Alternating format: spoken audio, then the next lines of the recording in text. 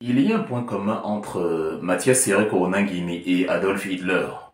Hitler n'était pas arien, il n'était pas blond aux yeux bleus, mais il combattait ceux qui, à ses yeux, n'étaient pas blonds aux yeux bleus, donc de la race pure.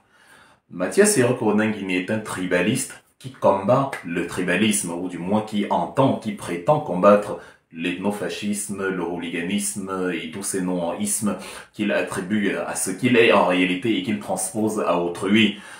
Dans le sillage de ma série de vidéos sur l'assassinat de Martinez Zogo et ma volonté d'interpellation de personnages du paysage public camerounais, la vidéo numéro 2, si présente, va donc s'adresser à Meyon. Meyon est un individu qui souffre de 3 problèmes. Le premier, c'est celui que je viens d'évoquer, c'est-à-dire, il est fondamentalement tribaliste.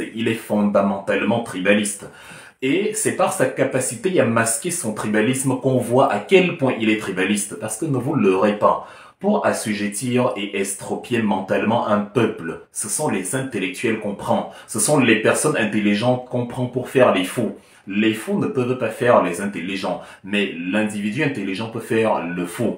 Le ministère de la propagande sous Hitler entre 33 et 45 dans l'Allemagne nazie sous l'égide de Joseph Goebbels fonctionnait sur le même principe, c'est-à-dire on prend les personnes les plus cultivées, les érudits de la société et c'est cela qu'on charge d'abrutir la quantité, d'imbéciliser la masse, d'estropier, comme j'ai dit, d'estropier cognitivement la plèbe, le peuple. Et c'est précisément le rôle que Meyon joue dans le cadre du Cameroun, dont ne vous y leurrez pas. C'est par sa capacité, sa faculté à masquer au travers de phrases alambiquées, de mots composés et de structures linguistiques sans que ni on ne connaît ni le début ni la fin, ni la majuscule, ni la minuscule, ni le point, ni la virgule. C'est par justement ce stratagème, sous ces oripeaux d'intellectualisme, sous ce rideau d'académisme qu'il entraîne justement les esprits faibles dans ce qu'on veut, dans ce qu'il veut atteindre à la solde justement d'un régime qui veut cannibaliser la population. Voilà le premier problème de Matthias Serekouonen-Guéné. Nous sommes gentiment fait y avoir par quelqu'un qui en fait n'a pas changé de nature, mais qui était d'une nature X, en pensant qu'à travers cette nature, en travers le fait de masquer cette nature, il allait y accéder à une certaine ascension sociale. Mais qui n'y étant pas parvenu, chasser le naturel, il revient au galop, est redevenu ce qu'il est en disant tant qu'à faire, quitte à ne plus faire semblant, là je vais y aller à fond et je serai ce que je suis jusqu'à la fin des temps. Le Seigneur, S-A-I-G-N-E-R, donc nous y sommes. Ça fait donc, après ce premier problème, on a le second, qui est le fait d'être un intellectuel absent, c'est-à-dire les intellectuels amorphes, les intellectuels comme Jacques Famindongo, que j'ai évoqué dans la vidéo numéro 1, qui ont développé l'art, critiqué par Charles Atébé et leur ami d'ailleurs, d'être présent là où il ne faut pas et d'être absent là où il faut être présent. Ce qui veut dire que l'assassinat bestial de Martinez Zogo n'engage pas Meyon avec les mêmes forces que les réponses à 4 heures du matin à Maurice Kamto l'avaient engagé. Ils partagent cela en commun avec Jacques Famindongo. Ce sont des gens qui, pendant que leur épouse était couchée à côté, eux, ils rêvaient de Maurice Kamto. Or, Maurice Kamto, lui, il était couché au même moment auprès de son épouse et passait de bons moments avec son épouse, comme un homme doit faire avec sa femme. Mais il y a des gens qui, au lieu de s'occuper de leur épouse, se réveillent à 4 heures, à 2 heures du matin et se disent « Ah alors, qu'est-ce que je peux bien dire sur tonton Morika aujourd'hui ?» Voilà donc l'intellectuel absent. L'intellectuel qui dépense une énergie folle là où ce n'est pas nécessaire, là où il n'en a pas besoin. L'intellectuel expert dans l'art de perdre son temps. Le sujet hors sujet, qui n'est jamais présent justement où la situation l'exige. Donc, c'est l'intellectuel cognitivement amorphe, donc l'intellectuel pragmatiquement amorphe que nous avons devant nous quand on parle de Meyon. Nous avons perdu Martinez Zogo. La sortie de Meyon à ce sujet, le 22 janvier, j'ai jeté un coup d'œil, c'était « Repose en paix Martinez Zogo, justice immanente ». Et c'était tout. Et après, il n'a plus rien dit. Il a créé une nouvelle page, Guinée, Guinaro, le monstre Guinaro, quelque chose comme ça, où voilà, il recommence avec ses majuscules à tout bout de champ. Mais l'engagement qu'on aurait attendu pour justement redorer le blason du journalisme, redorer le blason de l'expression, de la liberté d'expression. C'est un personnage public.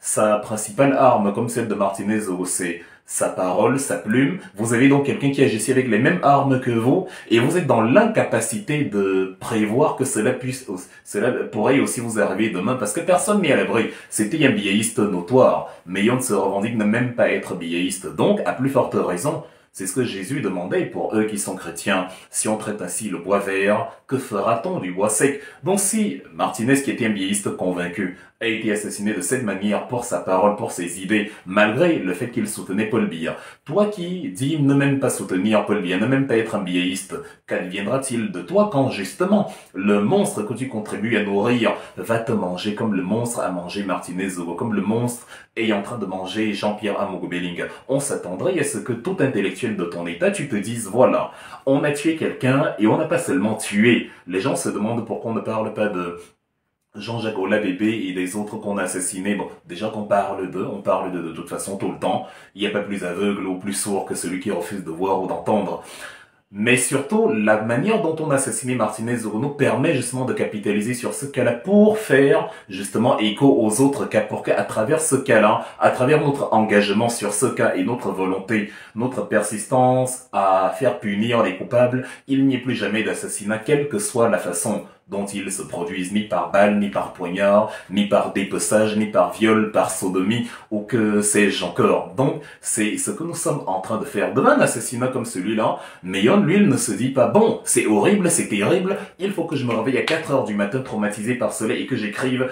Et les gendarmes, les magistrats, vous qui avez en votre possession les téléphones de Bellinga, les serveurs et tout, il faut que vous nous rassuriez que si c'est eux les coupables, ils ne ressortent plus jamais de là. Il faut que vous ne vous laissiez pas corrompre. Il ne faut pas qu'ils vous disent, comme il a dit un ambassadeur, tu me la boucles. Il ne faut pas qu'ils vous disent, voilà, ma femme est montée dans votre jet privé et tout. Est-ce que vous êtes déjà monté dans un jet privé un jour? C'est de ça qu'il est question pour construire une société, pour construire une république. C'est de ça qu'il s'agit. C'est de ça qu'il est question. C'est-à-dire, nous avons des gens donc en qui nous avons cru, que nous avons porté à notre tête et où nous nous sommes dit, bon, c'est à eux que nous voulons ressembler demain. C'est eux le Cameroun que nous voulons avoir. C'est eux que nous voulons comme encadreurs parce que à travers les leçons qu'ils vont nous donner, nous allons aussi encadrer nos proches. Mais non, nous avons des gens qui se révèlent finalement être des monstres, des carnassiers sans le moindre scrupule. Donc Meyon, en plus d'être fondamentalement tribaliste, est un intellectuel absent, un intellectuel dont on ne connaît pas l'utilité pragmatique, c'est-à-dire il est là, et c'est ça son troisième problème,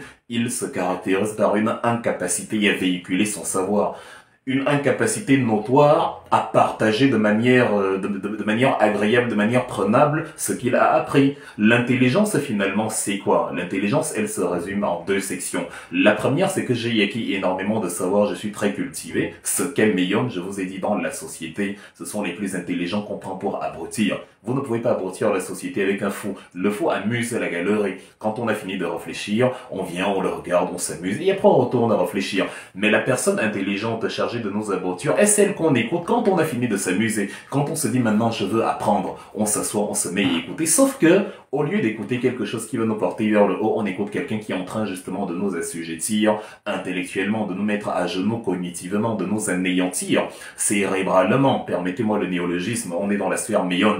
Donc, tant qu'à faire. Le troisième problème de Meyon, il est donc celui-là.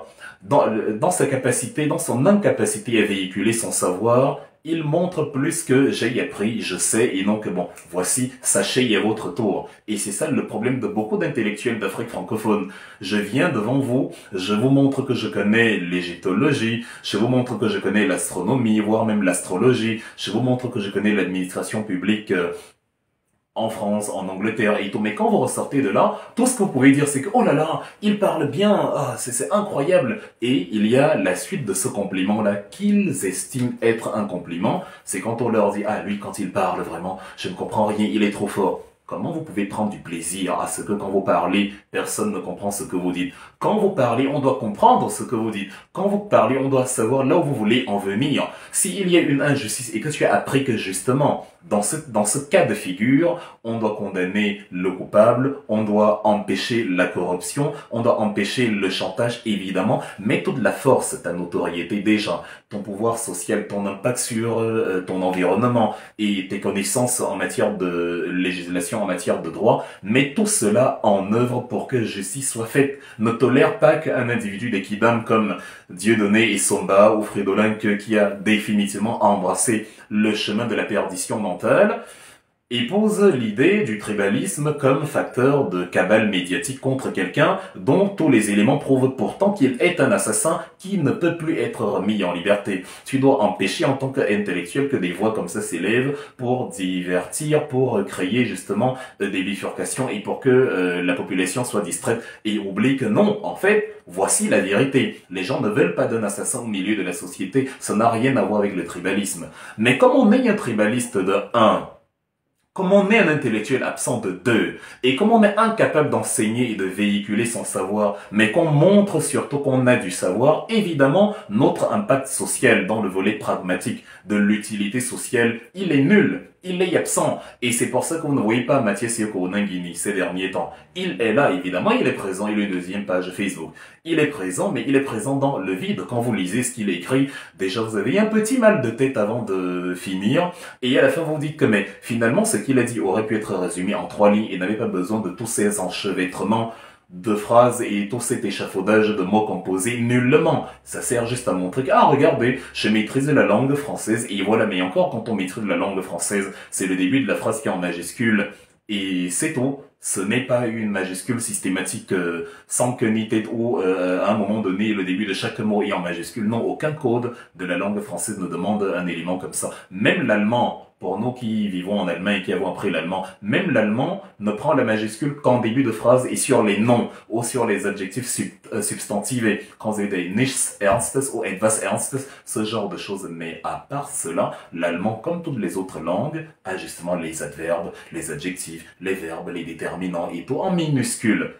Donc, voilà donc les problématiques que nous avons après Famandongo, après Mathias Yoko Nangini. Si l'enquête autour de Amogo Belinga piétine autant, si ça a mis autant de temps avant qu'on avance, c'est parce qu'il n'y a plus la contribution de toutes les forces vives, de tout ce qu'on appelle les forces vives de la nation. Si Maurice Kamto avait été impliqué dans cette histoire d'assassinat, mais tous ces gens que je mentionne, on les verrait H24, ils seraient à la télévision, ils seraient en train de vous expliquer que l'État est un monstre froid, et que même maintenant l'État est même devenu un monstre chaud, il va brûler Maurice Kamto, parce que pour rien, quand on a arrêté Olivier Bibo-Nissak, Meyon, Famandongo et consorts, ils ont estimé que c'était normal qu'on vienne prendre quelqu'un devant femme et enfant et qu'on lui donne 7 ans. Ils ont estimé que ce n'est même pas beaucoup. Ils ont estimé que là-bas, en zone anglophone, là, il faut tuer, il faut canarder, il faut tuer, il n'y a pas de problème. Les mêmes qui se sont plaints que les Ambazoniens aient égorgé Florence Ayafor, ce qui est horrible, ce qui a effrayé tout le monde.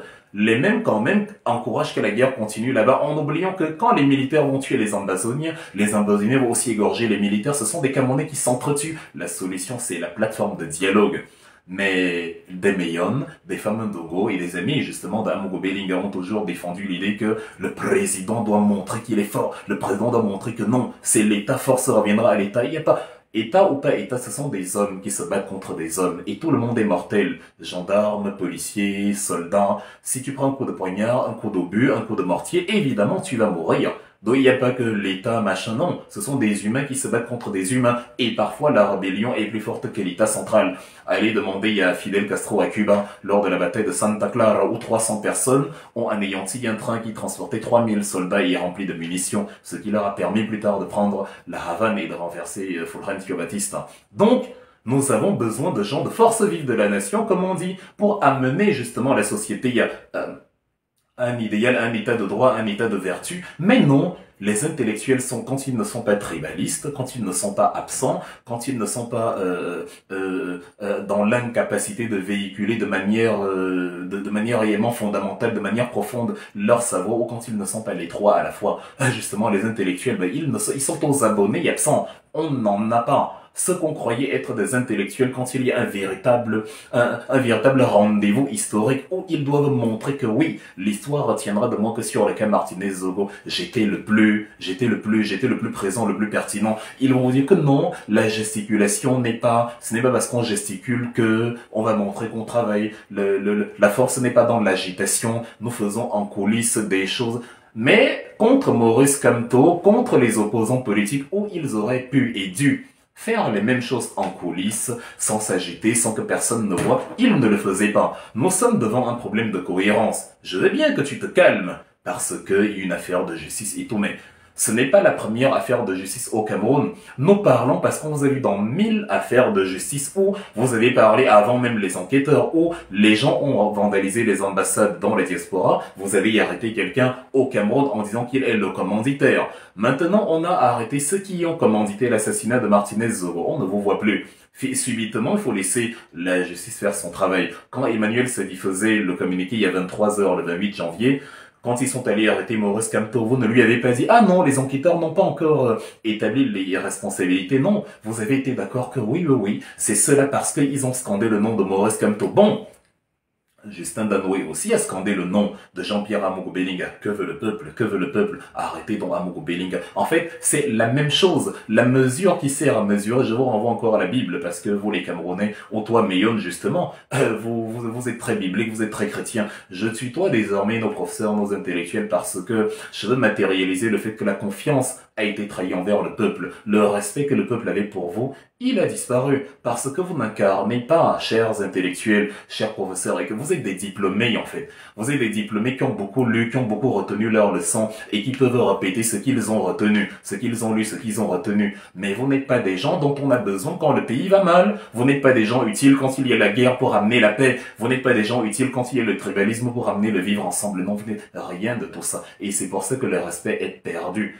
Donc, les interpellations que je fais depuis, c'est dans le sillage où je veux remettre l'église au centre du village. On veut refabriquer des intellectuels au Cameroun. Il vaut mieux un Bangando du marché Mbopi qui dénonce l'assassinat de Martinez avec la dernière émergée. Celui-là, il est important, il est intéressant. Celui-là, dans une situation de guerre, dans une situation d'injustice, on peut l'amener avec nous en voyage, parce qu'on sait que devant l'injustice, il va dire ce n'est pas bien, il va essayer de nous défendre. Mais quelqu'un qui a bien étudié ses cours, qui a fait une thèse de doctorat, qui a eu une bonne note, voilà, qui a étudié à Bordeaux, en France, ou je ne sais pas où, et qui revient, mais dont je sais que si je l'amène avec moi en voyage et qu'on me coupe une jambe, il va plutôt créer des phrases alambiquées pour expliquer comment la jambe dans la conformité philosophico-politique avait en fait des motifs d'être amputée et tout. Non, celui-là, je n'ai pas besoin de lui. C'est ça les sujets hors sujet auxquels on a affaire actuellement, et c'est pour ça que Meyon est aux abonnés absents. C'est pour ça qu'on ne voit pas Meyon, c'est pour ça qu'il est